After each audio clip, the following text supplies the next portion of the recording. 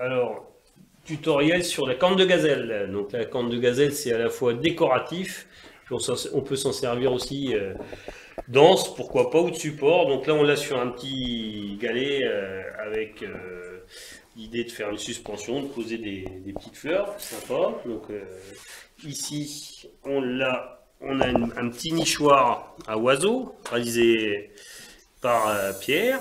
Voilà. Donc l'idée c'est de finir avec une petite corne de gazelle, simplement pour pouvoir attacher dans l'arbre après. Voilà. Donc comme on réalise ça, il nous faut, j'en ai mis, en fait il nous faut 6 brins. On peut le faire avec 5 brins, on peut le faire avec 7 brins, on peut le faire avec 8 brins.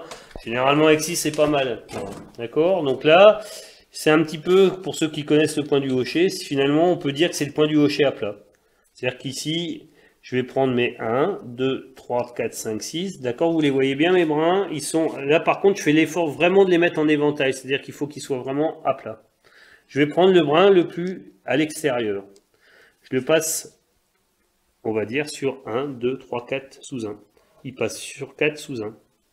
D'accord, le brin à l'extérieur passe sur 4 sous 1. Voilà. Et je remets le brin dessus. Je lui fais subir une petite torsion. Et à partir de ce moment-là, ben c'est parti. Je prends le brin le plus loin ici. Il revient devant. Et je prends toujours le brin en dessous. Et je lui fais subir une petite torsion. Je vais prendre le brin le plus loin. Et toc, ma petite torsion. Le brin le plus loin. Et toc, ma petite torsion. Le brin le plus loin. Ma petite torsion. Qu'est-ce qu'il faut faire attention? Ben, vous voyez vos brins, donc les 5 brins qui sont ici, plus celui bien à plat, hein, d'accord? Là, on est vraiment à plat. Donc, on prend le brin le plus loin, donc il passe sur 4, d'accord? Et là, je prends mon brin qui est en dessous, une petite torsion. Je prends le brin le plus loin, et toc, une petite torsion. Le brin le plus loin, et toc, une petite torsion. Le brin le plus loin et une petite torsion.